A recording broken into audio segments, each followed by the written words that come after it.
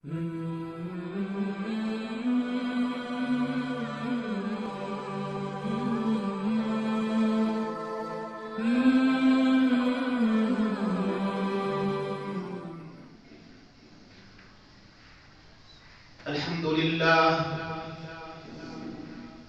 لله وحده والصلاة والسلام على من لا نبي بعده ولا رسول بعده ولا شريعة بعد شريعته ولا كتاب بعد كتابه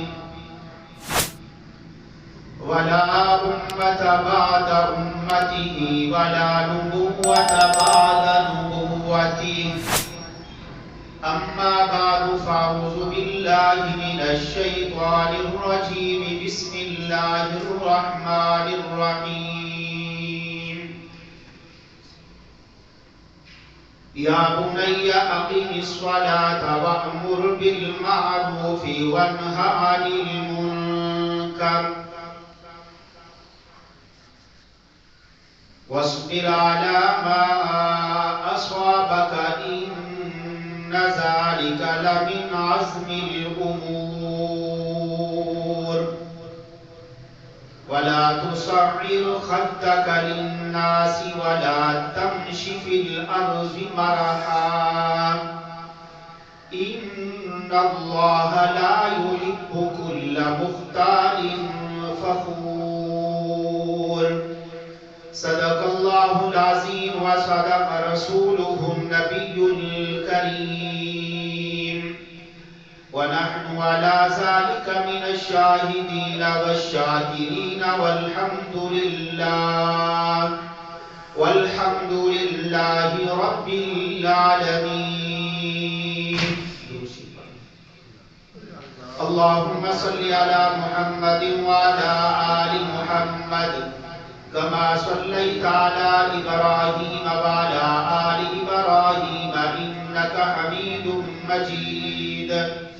اللهم بارك على محمد وعلى آل محمد كما باركت على إبراهيم وعلى آل إبراهيم إنك حميد مجيد. عزیزان محترم و مکرم، میں اور آپ اللہ رب العزت کا جتنا بھی شکر ادا کریں وہ کم ہے کہ اللہ رب العزت نے مجھے اور آپ کو نماز جمعہ کے لیے اپنے گھر میں آنے کی توفیق نصیب فرمائی. اور جو لوگ ابھی تک غفلت میں ہیں اللہ رب العزت انہیں بھی نماز جمعہ کے لیے اپنے گھر میں آنے کی توفیق نصیب فرمائی.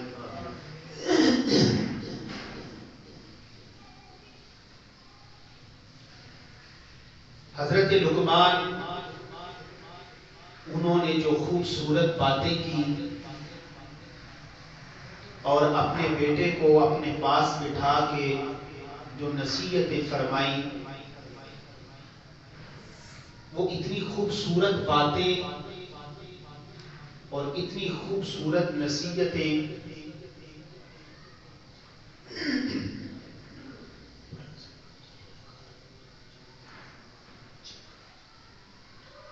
وہ میرے اللہ کو اتنی باتیں پسند آئی. ایک باپ کی باتیں، ایک باپ کا اپنے بیٹے کو سمجھانا. اللہ نے رہتی دنیا تک ان کی باتوں کو قرآن مجید کا حصہ بنا دیا. آپ خود تصور کریں کہ یہ کوئی معمولی باتیں نہیں ہیں.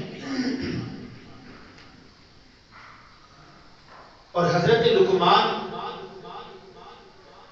وہ زمین پہ بیٹھ کے اپنے بیٹے کو یہ واضح و نصیحت کر رہے ہیں. اے میرے بیٹے، زندگی میں اپنے رب کی نعمتوں کو استعمال کر کے اپنے رب کا شکر گزار بندہ بن کے رہنا. اور پھر اسی پہ بس نہیں، اپنے بیٹے کو جو بنیادی چیز ہے جس کے اوپر کائنات کی بنیاد ہے، جس کے اوپر سارے اعمال صالحہ کی بنیاد ہے، اور وہ کیا ہے؟ اللہ کی توحید۔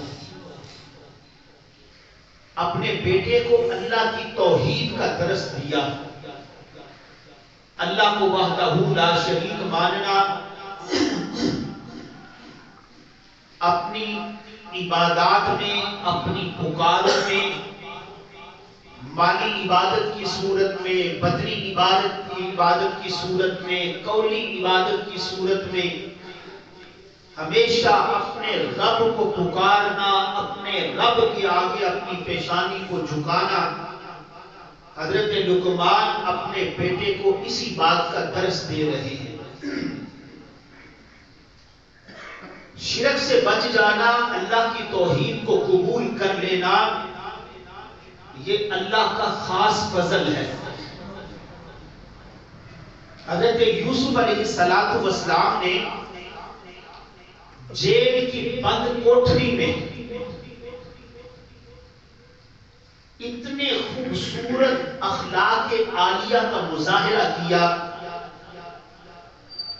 کہ جیل کے ساتھیوں کو اپنے ساتھ مانوس کر لیا، اور اللہ رب العزت نے یوسف علیہ السلام کو ایک خاص مقصد کے تحت، میں نے تفصیلاً سورۃ یوسف کا مختلف جمعوں میں آپ کے سامنے اس کو بڑی تفصیل کے ساتھ اول سے آخر تک بیان کیا تھا۔ یہ اتنی لمبی جدائی کہ یوسف علیہ السلام کا بھائیوں کے ساتھ جانا، پھر کنویں میں گر جانا، پھر قافلہ والوں کے ہاتھ فروخت ہو جانا، پھر منڈی میں بولی کا لگنا، پھر عزیز مصر کا خرید لینا، پھر عزیز مصر کے محل میں رہنا، اور پھر چلتے چلتے جیل کی کوٹری میں پہنچ جانا۔ یہ پیچھے جو کام ہو رہا تھا، ایک خاص مقصد کے تحت میرے اللہ نے یوسف کو کہاں سے کہاں پہنچایا۔ یوسف علیہ السلام کنعان میں ہیں، کنعان کے رہنے والے ہیں، مصر میں پہنچتے ہیں۔ اللہ نے یوسف صدیق کو مصر کے لوگوں کے لیے ہدایت کا ذریعہ بنانا تھا۔ بڑے بڑے مجسمہ ہامون، یہ فلاں مجسمہ، یہ فلاں مجسمہ، بڑے بڑے مجاور وہاں بت خانے میں موجود، اپنا پیٹ بھرتے، لوگوں سے مال منگوا کے مال کو ہڑپ کرتے، اور لوگوں کو غلط کاموں کی طرف لگانا، یہ ان کا شیوا تھا۔ اور یوسف علیہ السلام جیل میں پہنچتے ہیں، اور اللہ نے اتنے خوبصورت اخلاق سے یوسف صدیق کو نوازا تھا، جو یوسف کو دیکھتا تھا اسی کا ہو کے رہ جاتا تھا۔ یوسف کا حسن اتنا تھا، نبی علیہ السلام نے فرمایا میں معراج کے موقع پہ گیا تو وہاں میں نے یوسف کے حسن کے نظارے کیے۔ اتنا حسن، اتنا حسین جمیل چہرہ، اللہ نے آدھا حسن یوسف کو دیا اور آدھا حسن کائنات میں تقسیم کیا۔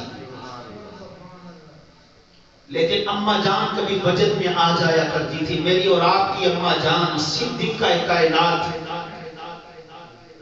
جس کے حجرے کو اللہ نے میرے نبی کا مدفن بنا دیا، روزہ بنا دیا۔ میرے نبی منبر سے چلتے ہیں حجرہ میں، حجرہ عائشہ سے نکلتے ہیں منبر پہ، تو پھر اللہ رب العزت نے اس ٹکڑے کو جنت کا ٹکڑا بنا دیا، جسے ریاض الجنہ کہا جاتا ہے۔ اماں جان کبھی بجٹ میں آتی تھی، یوسف علیہ السلام کے حسن و جمال کے جب تذکرے ہوتے تو میری اور آپ کی اماں جان بجٹ میں آ کے کہا کرتی تھی، جب مصری عورتوں نے یوسف علیہ السلام کو دیکھا تو پورے حسن کو دیکھا، سر سے لے کر پاؤں تک یوں دیکھتی، سنترے ہاتھ میں تھے، پھل کاٹنے لگی اور یوسف کو یوں دیکھتی دیکھتی انہوں نے اپنی انگلیاں کاٹ لی. فلما رأينه أكبرنه وقطعن أيديهن وقلن حاشا لله ما هذا بشرا. کہنے لگی یہ تو کوئی انسان محسوس ہی نہیں ہوتا. تو میری اماں جان کہا کرتی تھی، سیدہ عائشہ صدیقہ طیبہ طاہرہ رضی اللہ تعالی عنہا، کہتی بعض دفعہ میرے گھر میں سوئی گم ہو جاتی تھی، سوئی گم ہو جاتی تھی تو تلاش کرتی نہ ملتی، چراغ بھی بجھا ہوا ہوتا تھا. حضور جب گھر میں قدم رکھتے میرا پورا حجرہ روشن ہو جاتا تھا اور پھر میں وہ سوئی کو تلاش کر لیا کرتی تھی. پھر وجد میں آ کے کہا کرتی تھی، مصر کی عورتوں نے یوسف صدیق کے حسن کو دیکھا، انگلیاں کاٹ لی. مجھے قسم ہے کعبہ کے رب کی، اگر وہ میرے نبی کے ماتھے کی سلوٹ کو دیکھ لیتی نا، اپنے دل کے اوپر چھریاں چلا لیتی. اس لیے تو حضرت حسان نے کہا تھا، احسن منک لم تر قط عینی واجمل منک لم تلد النساء خلقت مبرئا من كل عیب کانک قد خلقت کما تشاء. میری آنکھ نے آج تک محمد سے بڑھ کر حسین دیکھا ہی نہیں. سب کہیے صلی اللہ علیہ وسلم. اتنا خوبصورت چہرہ، اتنا حسین اور جمیل چہرہ. تو بعد میں کر رہا تھا یوسف علیہ السلام کہاں ایک خاص مقصد کے تحت میرے اللہ نے ان کو جیل میں پہنچا دیا اور جیل کے لوگ سارے ان کے ساتھ مانوس ہو گئے. انہوں نے دیکھا یوسف کی عبادت کو دیکھا، یوسف کی اخلاق، یوسف علیہ السلام کے اخلاق کو دیکھا. تو یوسف علیہ السلام نے دیکھا کہ یہ لوگ جو ہیں یہ بھی سارے بگڑے ہوئے ہیں. تو یوسف علیہ السلام نے وہاں انہیں اللہ کی توحید کا درس دیا. یا صاحب السجن، یا صاحب السجن اارباب متفرقون خیر ام اللہ الواحد القہار. مجھے یہ تو بتاؤ کہ بہت سارے الہ بہتر ہے یا اکیلا الہ بہتر ہے؟ اس سے پہلے بتا دیا کہ میں تمہیں بتا رہا ہوں کہ آج کھانے میں کیا پک کے آئے گا. مچھلی پک کے آئے گی. واقعی مچھلی آ گئی. پھر اور ان کا یقین بڑھ گیا کہ یار یہ بندہ جو بات کرتا ہے وہ 100% سچی ہوتی ہے. ایسے ہی نہیں انہیں کہا گیا کہ یوسف صدیق. تو پھر انہیں کیا کہا؟ اللہ کی توحید کا درس دیا، اللہ کی توحید کی طرف ان کو بلایا کہ اسی کے اوپر کائنات کی بنیاد ہے. رسول اعظم محمد کریم صلی اللہ علیہ وسلم آپ نے بھی 12 سال صرف لا الہ الا اللہ لوگوں تک پہنچایا. باقی ساری چیزیں بعد میں رکھی. لا الہ الا اللہ لوگوں تک پہنچایا. پھر ماریں بھی کھائیں، ہجرت بھی کرنی پڑی، گھر بار بھی چھوڑنا پڑا. تو معلوم ہوا اس کائنات کی بنیاد کس چیز کے اوپر؟ ایسا بولیے گا، اللہ کی توحید کے اوپر. اللہ کی توحید کے اوپر ہے. وہ مشہور حدیث بھی ہے، بنی الاسلام علی 5 شہادت ان لا الہ الا اللہ. اسلام کی بنیاد 5 چیزوں کے اوپر رکھی گئی اور سب سے پہلی جو بنیادی چیز ہے وہ لا الہ الا اللہ ہے. باقی ساری چیزیں بعد میں، نماز بعد میں، روزہ بعد میں، زکوٰۃ بعد میں، حج بعد میں. پہلے لا الہ الا اللہ کو پختہ کرنا ہوگا. جب لا الہ الا اللہ پختہ ہو گیا تو یہ بنیاد ہے. اب مکان بنانے بنیاد مضبوط ہوگی تو اس کے اوپر عمارتیں قائم ہوگی. اس لیے میرے بھائیوں یہ لا الہ الا اللہ یہ عقیدے کی بنیاد ہے، یہ عقیدے کی بنیاد ہے. پھر اس کے اوپر آپ نماز کی عمارت، پھر آپ اس کے اوپر روزے کی عمارت، پھر اس کے اوپر زکوٰۃ، پھر حج، پھر یہ ساری چیزیں اس کے اوپر قائم ہیں ہوگی. تو اس لیے حضرت لقمان نے اپنے بیٹے کو کہا، اے میرے بیٹے اگر تو اپنے آپ کو کامل کرنا چاہتا ہے تو سب سے پہلے اپنے آپ کو اللہ کی توحید کے اوپر تو نے کار بند کرنا ہے. جب تیری زندگی میں توحید آئے گی، دنیا میں سب سے بڑی نیکی، علامہ آلوسی فرماتے ہیں دنیا میں سب سے بڑی جو نیکی ہے وہ اللہ کی توحید کا اقرار کرنا ہے. اب دیکھیے کوئی بندہ خدا نہ کرے بغیر توبہ کے مر جاتا ہے، لیکن اس نے پڑھا تھا لا الہ الا اللہ محمد رسول اللہ، بغیر توبہ کے مر گیا، اللہ اس کی سزا مقرر کرے گا. ایک اس کا قانون ہے، ایک اس کی قدرت ہے. اس کا قانون، اس کی قدرت ہے، وہ سب کو معاف کر دے، اس کو کون پوچھنے والا ہے؟ وہ بادشاہ ہے. وہ بادشاہ جو ہوا ہر ایک سے وہ پوچھ سکتا ہے، اس سے کوئی دنیا کی طاقت نہیں پوچھ سکتی. وہ سب کو جنت میں ڈال دے، لیکن ایک اس کا قانون ہے، ایک اس کی قدرت ہے. اب دیکھیے قانون اور قدرت میں فرق کیا ہے؟ آگ کا کام ہے جلا دینا، چھری کا کام ہے کاٹ دینا. ابراہیم خلیل اللہ آگ میں پہنچ گئے، میرے اللہ نے ابراہیم کو آگ میں بھی محفوظ رکھا. یہ میرے اللہ کی قدرت ہے کہ ابراہیم کا ایک بال بھی نہیں جلا. آگ آسمانوں سے باتیں کر رہی ہے، لیکن ابراہیم خلیل اللہ وہاں بیٹھ کے بھی اللہ کی توحید کا درس دے رہا ہے اور کہہ رہا ہے حسبی اللہ. جبریل آتے ہیں، ہوا والا فرشتہ، پانی والا فرشتہ، اللہ کے فرشتے دونوں دفعہ جب ابراہیم خلیل اللہ اپنے بیٹے کی گردن پہ چھری چلا رہے ہیں، اس وقت بھی فرشتوں نے یہ منظر دیکھا. جب ابراہیم آگ میں پھینکے گئے، اس وقت بھی اللہ کے فرشتے منظر دیکھ رہے تھے کہ باری تعالیٰ اتنی بڑی آزمائشیں تو نے اپنے خلیل کے اوپر ڈال دی ہے. لیکن ابراہیم خلیل اللہ آگ میں بھی بیٹھ کے کہہ رہے ہیں حسبی اللہ، میرے لیے میرا اللہ کافی ہے، میرے لیے میرا اللہ کافی ہے. اب کیا تھا؟ جن رسیوں سے باندھ کے ابراہیم خلیل اللہ کو آگ میں پھینکا گیا تھا، وہ رسیاں جل گئی. ابراہیم خلیل اللہ جو ہے، اور پھر نمرود کی جو بیٹی تھی یا بیٹی تھی، وہ دیوار کے اوپر، وہ یوں محل کے اوپر چڑھ کے اس منظر کو دیکھ رہی تھی. وقت تک جو بادشاہ تھا، اس کی بیٹی محل کے اوپر چڑھ کے وہ منظر دیکھ رہی تھی اور پتہ کیا کہہ رہی تھی؟ واہ ابراہیم تیرا رب کتنا طاقتور. اور آزر ابراہیم کا جو باپ تھا وہ بھی کہہ رہا تھا، جب اس نے دیکھا جائے باپ تھا نا ابراہیم علیہ السلام آگ میں پھینکے گئے، تکلیف تو ہو رہی تھی، لیکن پھر بھی وہ کہہ رہا تھا ابراہیم تیرا رب کتنا طاقتور. اس لیے میرے بھائیوں میں اکثر کہا کرتا ہوں ہمارے مسائل بہت چھوٹے چھوٹے ہیں، ہمارے مسائل بہت چھوٹے چھوٹے ہیں، میرے رب کی طاقت بڑی ہے. میرے رب کے پاس ہر مسائل کا حل ہے. کمی ہمارے میں ہے، کمی ہمارے میں ہے. ہم اپنے آپ کو ٹھیک کریں. ہم اپنے نبی علیہ الصلوۃ والسلام کے پاس ایک شخص آیا، اس نے کہا اللہ کے رسول فلاں ہمارے محلے کا بندہ ہے، رات کو نماز پڑھتا ہے، دن کو چوریاں کرتا ہے. تو میرے نبی نے کیا کہا؟ میرے نبی نے کہا ایک وقت آئے گا اس کی نماز جو ہے اسے چوری سے روک دے گی. اس کی نماز جو ہے اسے چوری سے روک دے گی. تو اس لیے میرے بھائیوں یاد رکھنا، کائنات کی بنیاد اللہ کی توحید کے اوپر ہے اور ہمارے مسائل چھوٹے چھوٹے ہیں.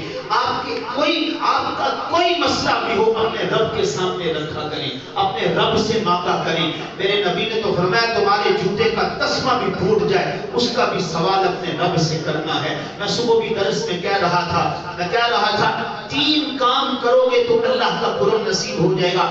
اس میں نے دعا کا بھی تذکرہ کیا. اپنے رب سے مانگتے رہیں، اپنے رب سے مانگتے رہیں، اپنے رب کا در کبھی بھی نہ چھوڑیں اور کہیں اپنے رب سے باتیں کریں. آپ کو کیونکہ ہم تو اجنبی لوگ ہیں، آپ پنجابی میں بھی کہا کریں کہ ربا بولتے کوئی در دیکھے کوئی نہیں، صرف تیرا ہی دروازہ نظر آ رہا ہے، تیرے دروازے پہ پڑا رہوں گا، اللہ تیری چوکھٹ کو نہیں چھوڑوں گا، یہی پہ پڑا رہوں گا، تجھ سے مانگتا رہوں گا، دینے والا تو ہے. جیسے زکریا علیہ السلام نے کہا تھا ربی انی وہن العظم منی واشتعل الرأس شیبا ولم اکن بدعائک ربی شقیہ.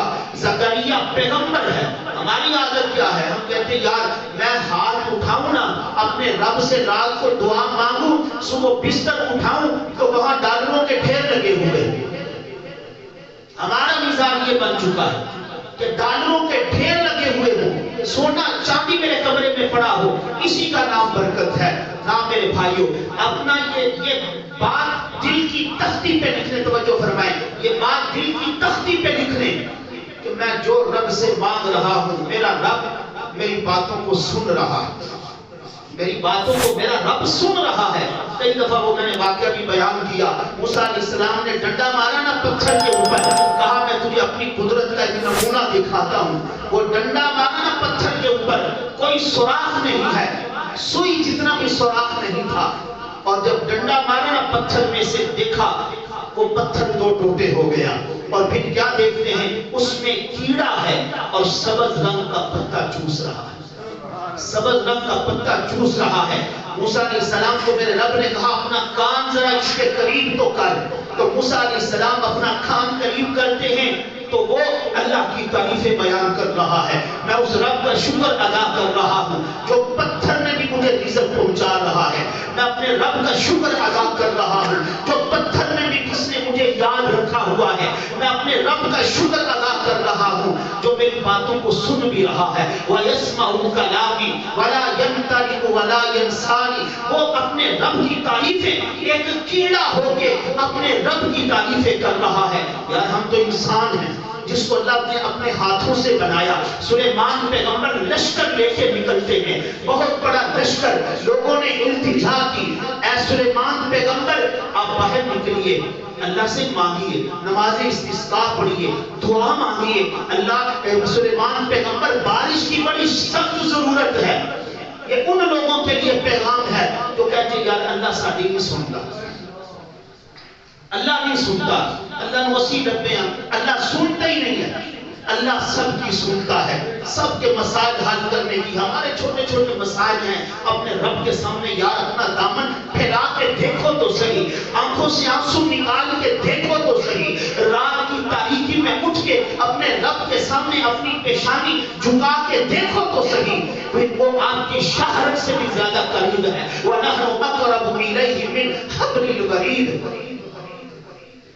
وہ میں کسی کا کوئی ایک بھکاری تھا, اس کی کتاب میں پڑھ رہا تھا, اس نے کہا میں نے ایک بلی رکھی ہوئی تھی, میں نے ایک بلی رکھی ہوئی تھی. میں نے کتاب میں واقعہ پڑھا, اس نے کہا میں نے ایک بلی رکھی ہوئی تھی, جب اسے بھوک لگتی نا وہ میرے بستر کے اوپر آ جاتی. اسے یقین ہوتا اب میں اس کے ساتھ چھیڑ خانی کروں یہ تو مجھے یہ دودھ دے گا, پھر وہ دودھ پلاتا, اسے کھانا دیتا, تو پھر بعض دفعہ وہ اٹھ کے بیٹھ جاتا, رونے لگ جاتا, اور وہ کہتا کہ یار اس بلی جتنا بھی تو کبھی توکل کر لینا اپنے رب کے متعلق, اس بلی کو اتنا یقین ہے کہ میں اس کے بستر پہ جاؤں گی, اس کے ساتھ چھیڑخانی کروں گی, مجھے دودھ ملے گا, مجھے کھانا ملے گا. یہ بلی, اور وہ کہنے لگا ہائے کاش کبھی میرا اپنے رب کے متعلق بھی یہ نظریہ بن جائے.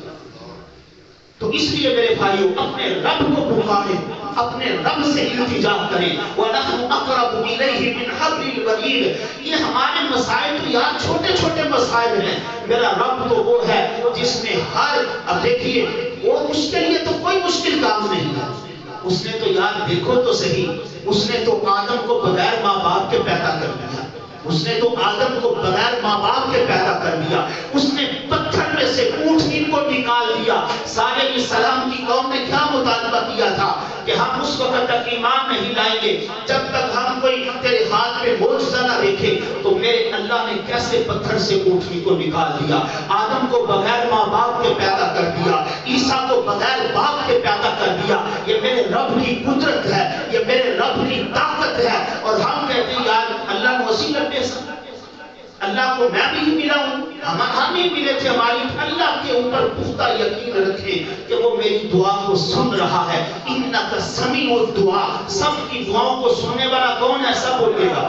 اللہ کے فرشتے لکھ رہے ہیں کہ سب کی دعاؤں کو سننے والا کون ہے؟ میرا اللہ ہے۔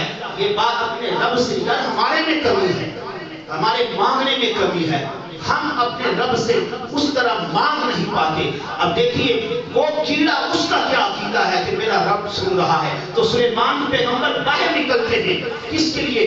بارش کی دعا کرنے کے لیے۔ معمولی پیغمبر نہیں ہے، اولو العزم پیغمبر ہے، بادشاہ ہے۔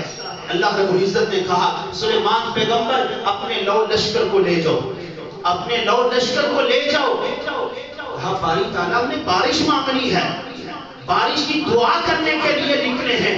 یہ ان لوگوں کے لیے جملہ ہے جو کہتے ہیں یار رب ہماری نہیں سنتا، رب میری نہیں سن رہا، میں تو گناہ کر۔ یہ شیطان ذہن بناتا ہے تیری داڑھی نہیں، تیری اللہ نے نہیں سنی۔ وہ ہر ایک کی سنتا ہے، وہ ہر ایک کی، وہ سید زادوں کی سنتا ہے، وہ غریب زادوں کی سنتا ہے، وہ بادشاہوں کی سنتا ہے، وہ گداگاروں کی سنتا ہے، وہ جنگل کے درندوں کی، ہوا میں اڑنے والے پرندوں کی، پانی میں تیرنے والی مچھلیوں کی، ہر ایک کی سننے والا کون ہے؟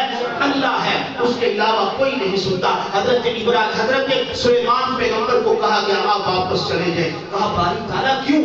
کہا آپ سے پہلے زمین پہ چلنے والی ایک چیونٹی نے مجھ سے بارش کی دعا مانگی ہے، میں نے اس کی دعا کو قبول کر کے بارش برسانے کا فیصلہ کیا۔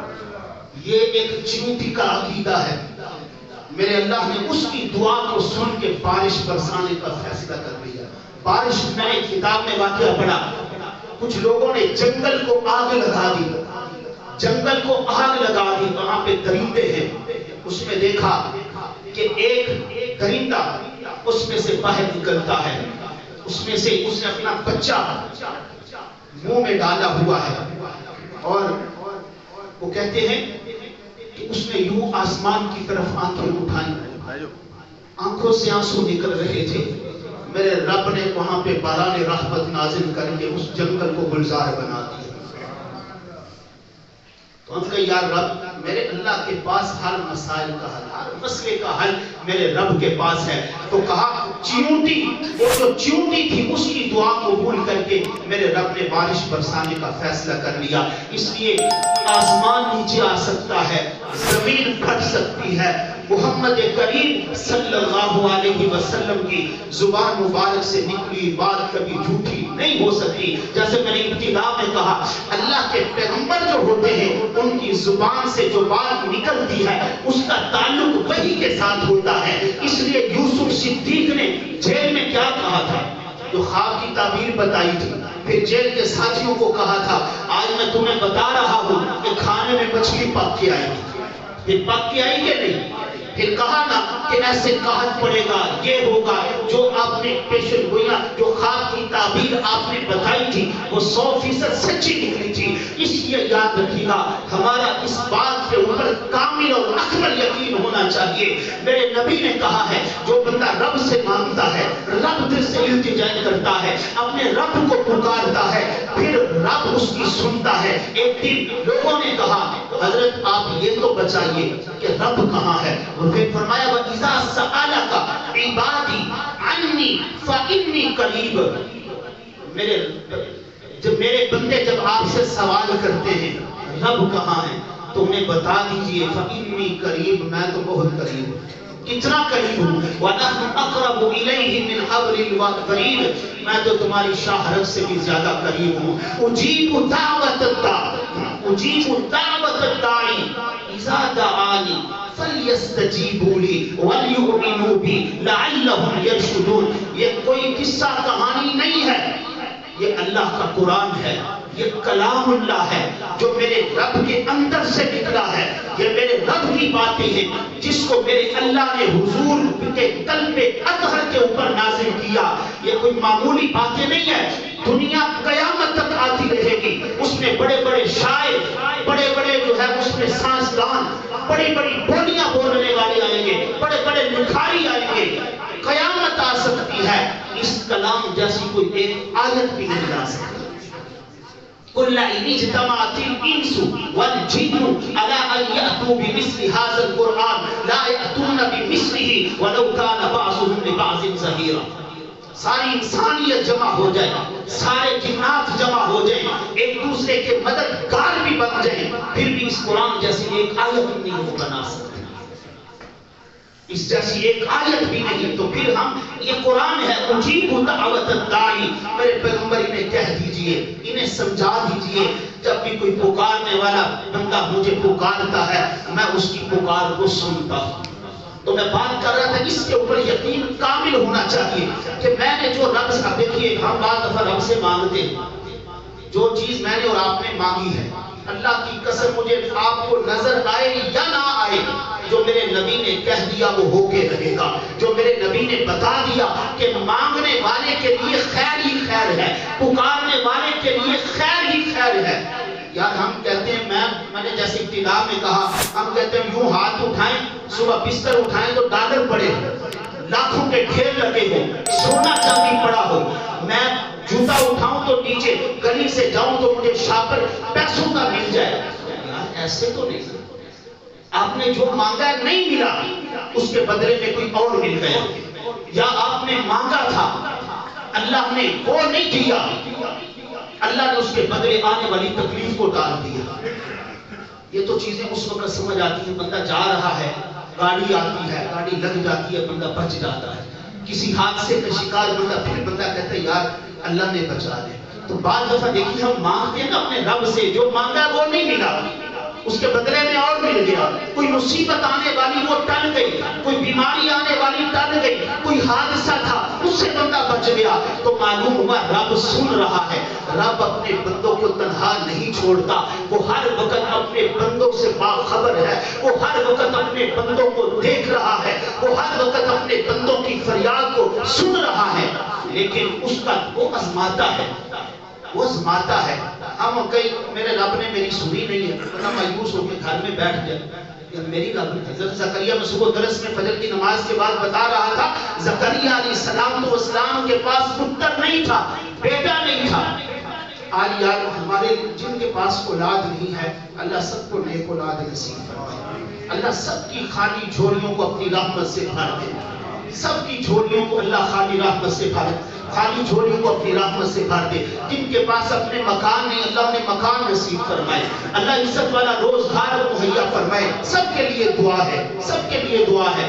آج ہمیں پتہ چلتا ہے یار بیماری ہے، اولاد نہیں ہو رہی، بیماری ہے، علاج کروانا بھی سنت ہے، علاج کروانا بھی سنت عمل ہے، سنت عمل ہے. لیکن وہاں ہم دیکھیں تو صحیح، میں اپنے رب کو کتنا پکار رہا ہوں، میں اپنے جس کے پاس یہ اختیارات ہیں، کبھی اس کے سامنے ماتھا ٹیکا ہے، کبھی میں نے اس کے سامنے اپنی پیشانی کو جھکایا ہے، کبھی میں نے اٹھ کے اپنی بیوی کو بھی کہا ہو کرما والی اٹھ، دنیا سنتی ہے، مصلی بچھا، اپنے رب کے حضور جھکتے ہیں، اپنے رب سے مانگتے ہیں، اپنے رب سے التجائیں کرتے ہیں، اپنے جس کے پاس ساری کائنات کے خزانے ہیں. وَإِن مِّن شَيْءٍ إِلَّا عِندَنَا خَزَائِنُهُ، میرا رب کہتا ہے میں کتنا تمہیں دے رہا ہوں. یار کبھی آواز آئی ہے اور پتر ہوں لگا کان ختم ہو گئے، کبھی آواز آئی ہے پھر ہر چیز مفت میں مل رہی ہے، ہر چیز.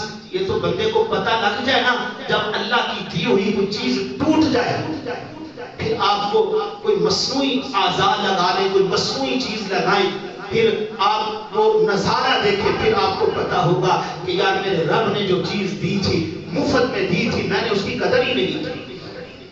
یہ دان ٹوٹ جائے آپ لگوائیں، لاکھوں روپے لگا لیں، اتنے مرضی پیسے لگا لیں، امریکہ سے لگوا لیں، جہاں سے مرضی لگا لیں، جو میرے اللہ نے مفت میں دیے ہیں ایسے نہیں مل سکتے.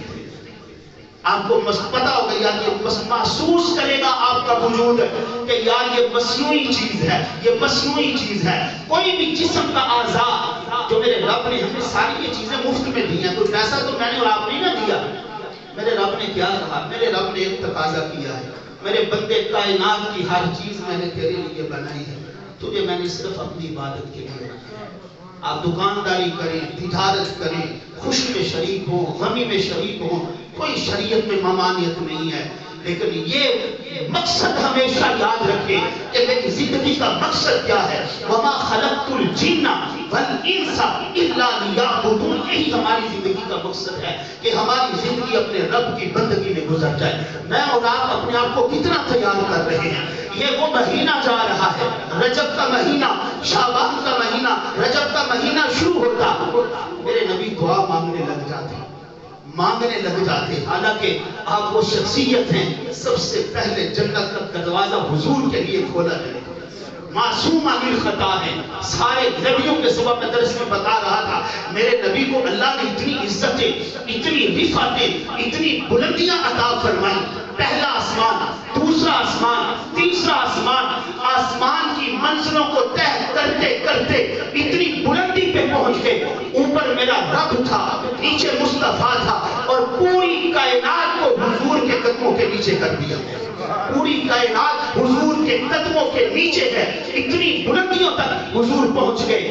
لیکن نبی علیہ السلام کیسے دعائیں مانگ رہے ہیں، کیسے اپنے رب کے سامنے جھک رہے ہیں، کیسے اپنے رب کے سامنے. اماں جان فرمایا کرتی تھی، میری اور آپ کی اماں سیدہ صدیقہ کائنات سیدہ عائشہ صدیقہ رضی اللہ تعالیٰ عنہا، وہ فرماتی تھی جب حضور حجرے میں سجدے کرتے تھے، قیام کرتے تھے، میں حضور کے پاؤں مبارک کو دیکھتی ورم آ جایا کرتا تھا.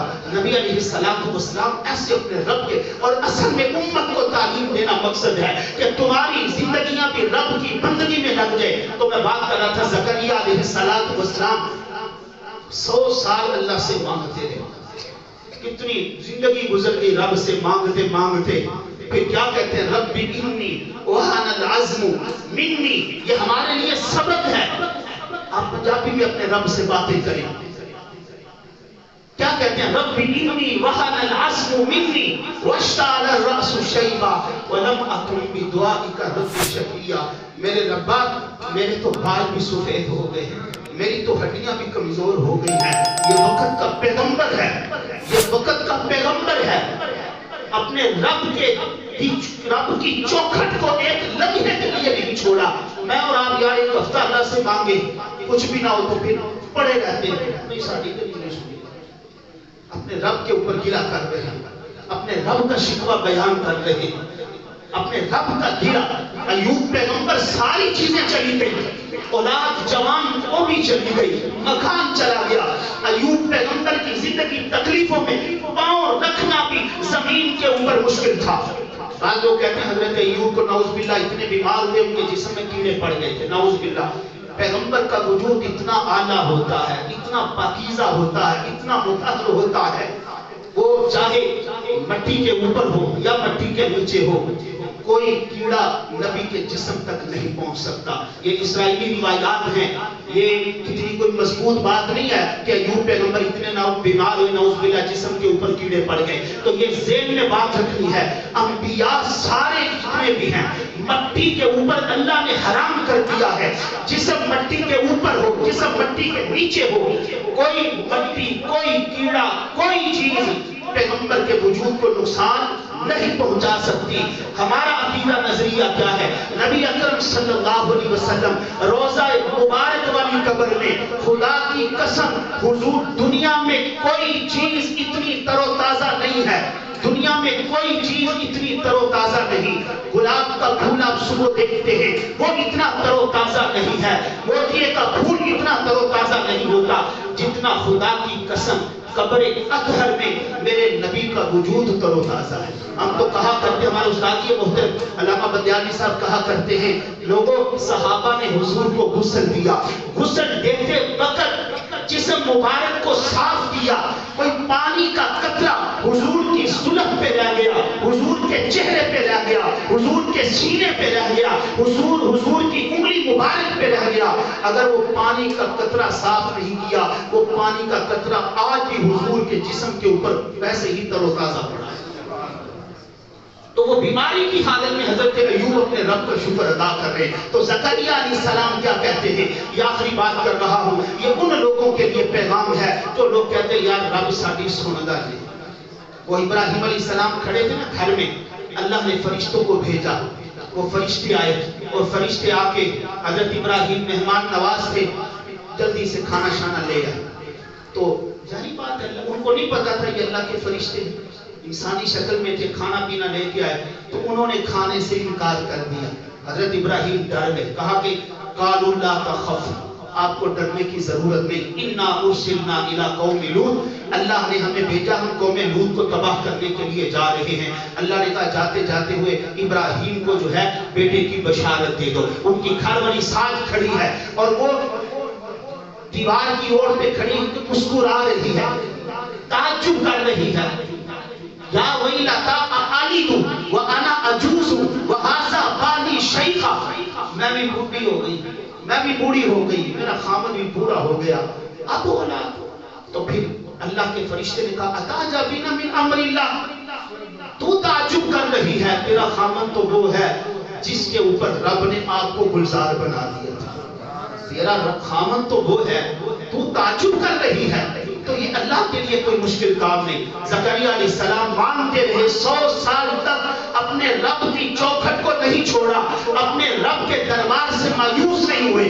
اور ہم ایک ہفتے میں مایوس ہو کے بیٹھ جاتے ہیں، ایک مہینے میں مایوس ہو کے بیٹھ جاتے ہیں، ایک رات میں دعا مانگ کے مایوس ہو کے بیٹھ جاتے ہیں۔ مایوس نہیں ہونا، اس کی وہ دیکھ رہا ہے، وہ سن رہا ہے، وہ ہر چیز سے باخبر ہے، وہ ہر چیز کو دیکھ رہا ہے۔ تو پھر اللہ نے زکریا علیہ السلام کا مانگنا میرے اللہ کو اتنا پسند آیا، کہا زکریا تو نے میری چوکٹ کو نہیں چھوڑا، جا میں تجھے یحییٰ جیسا خوبصورت بیٹا دے رہا ہوں۔ اور پھر اللہ نے نام بھی رکھا، اللہ نے کہا یہ بیٹا جو میں نے دیا ہے نا، اس کا نام بھی آسمانی ہوگا، یحییٰ نام ہوگا، اس کو نبی بھی بناؤں گا اور اس کو کتاب بھی دوں گا۔ تو میرے بھائیو ہم نے ہمیشہ اپنے رب کی چوکھٹ پہ پڑے رہنا ہے، اپنے رب سے مانگنا ہے، کبھی مایوس نہیں ہونا، کبھی ذہن میں یہ بات نہیں لے کے آنی، اس جراثیم کو ختم کرنا ہے کہ میری رب نہیں سنتا، میری رب نہیں، رب سب کی سن رہا ہے۔ اللہ عمل کرنے کی توفیق نصیب فرمائے۔ وما علینا الا البلاغ المبین۔